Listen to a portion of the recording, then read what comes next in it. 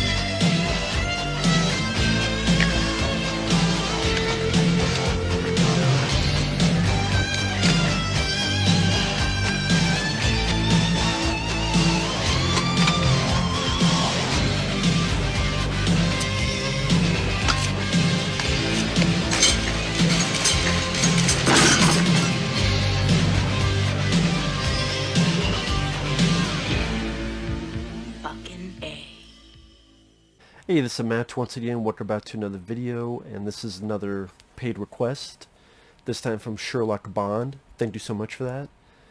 And as you can tell, this is the winter edition of this stuff. Because it's cold.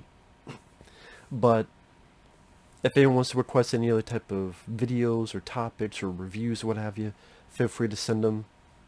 It could be either directly to my PayPal or join my Patreon. Both links are down below in the info box. Now, this is called Free Fire from 2016. Now, Free Fire I had heard of, but I had not seen. And after watching it, I can kind of see why. I get the idea behind it, because it takes place around the 1970s. You can tell by the people's get-up, their clothes. This meeting's taking place in this factory. This warehouse, I should say. This warehouse. And it's two groups of people. One is Armie Hammer from the Lone Ranger, Sharlto Copley from District 9, a few others. The other is people like Cillian Murphy, who played Scarecrow in Batman Begins. He was in 28 Days Later. He was in Sunshine. And yet a few other people. Brie Larson is in the film as sort of the mediator between these two groups. Almost like she's playing both sides. It's a deal with weapons, where Cillian Murphy and his group want to buy the weapons. Sharlto Copley, Armie Hammer, and them are going to sell the weapons. During the course of this sale, one person on each side recognizes the other, and they have some history. Because one supposedly scarred the other's cousin's face. And the guy's like, she's 17 years old, you piece of shit. And the other guy's like, I didn't do anything, I didn't do it. So the both of them, they can't shut up. They can't think about, hey, you're doing an arms deal. Worry about this crap later. They go on and on and on about it. Until ultimately one shoots the other. And then the rest of the film is a free fire.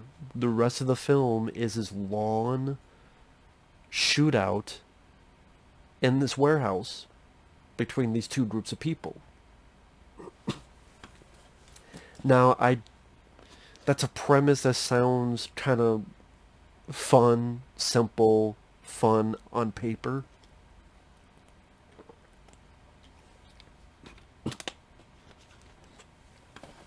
And it's not like one of the worst films ever or anything of that nature. Cillian Murphy, I didn't mind. I don't mind him as an actor. Sharlto Copley was having fun with his bit over-the-top character.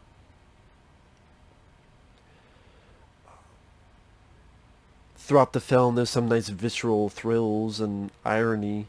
There's a point where someone has John Denver music playing while another person gets their head fucking run over by a vehicle. And I don't know if I would say this is a bad film. I wouldn't call this a rant. It's just one of those things that what sounds good on paper for me got tedious rather quickly. Because, okay, if you don't have this big, long, overdrawn firefight, I don't know if this director was the best guy, because a lot of times it's just people shooting, and maybe if it was a guy like a John Woo or Tony Scott or even a Michael Bay, I hate to say it, or someone else that would be very visually dynamic or really bring to the table a visual palette of making this the next hour or so of a gunfight be that exciting, because it gets kind of boring rather quickly. One shoots one in the head, one is crawling. At one point there's these two shooters outside shooting at them, they shoot back at them. At one point some tanks get blown up. One guy gets shot in the head, but he's not dead, he gets back up. At one point they're trying to go for this phone.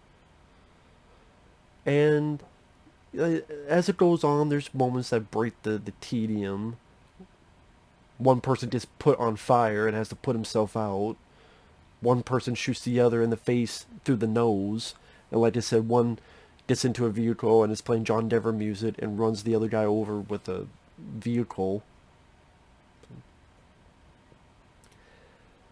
So there are moments that perk up the tedium, but again, it's still, at the end of the day, a firefight that goes on for the next, just like 30 minutes of build-up, where the characters are talking, then they get to the meeting, then they have the meeting, and then the drama between each two happens, and then it's the next hour or change of this back and forth firefight. And for the most part, it's people hiding, shooting, hiding, crawling, shooting, hiding. And I love gunfire as much as the next person. But if you don't have someone like that to really, like John Woo, or someone to really bring a lot to the table, this does show that it can get a bit too much and boring.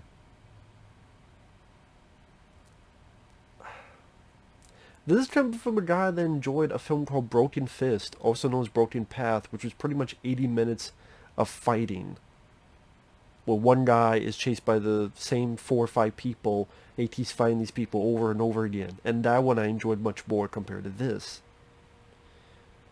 And the ending was kind of lackluster to me. Spoiler alert, spoilers. It's Cillian Murphy and Armie Hammer. They're all that's left. Because Cillian Murphy shot Sharlto Copley in the nose, through the head. Armie Hammer and Cillian Murphy decide, hey, there's no one left, let's end this, let's go out together, this is ridiculous. They both get shot and killed by Brie Larson. Brie Larson shoots both of them, is trying to take the money. As she's going out, you see lights of the cops. She turns, she's worried, and you get the idea she'll be arrested off screen. End of movie. And Brie Larson, I think she's the weakest actor in the movie. She's the only lady in the film, so I'm sure saying that would deem me sexist, but to me, she was the weakest actress. She stuck out compared to Cillian Murphy. And Sharlto Copley, who gives a fun performance, where he's kind of the boss of this other group, but he's also in over his head with how he reacts to stuff, and he's trying to shoot, but he can't shoot the best, and stuff like that. But he definitely was I like Sharlto Copley. I liked him in District 9, I liked him in Hardcore Henry, and he was fun to watch in this. And like I said, you could do a lot worse movies, granted.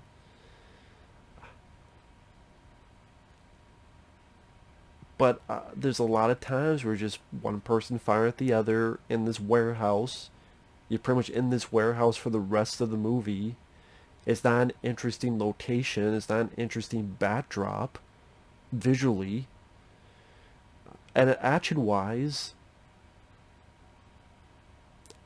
this is a film that needed to have a lot more style, and it doesn't. Compared to a lot of other directors that have done and worked in action films. I think this is a movie that needed a lot more style. To repeat, it needed a Tony Scott, or an Antoine Fuqua, or even a Michael Bay, or someone to really bring in that excitement so that it doesn't get old. And that's kind of my, other than the ending being weak in my opinion, it just got tedious. Other than a few, ooh, shit. Like the fire thing, and person getting run over, his head squish thing.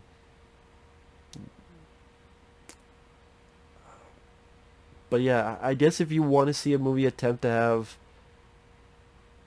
30 minutes set up and the next hour of a shootout, sure. I mean, you can see much worse films, but I would never see this film again. It just, I wasn't really a big fan of it. Sorry, just wasn't for me. Maybe in the hands of a better director, this could work. Maybe. With that said, thanks for watching. We'll see you guys later. Bye-bye.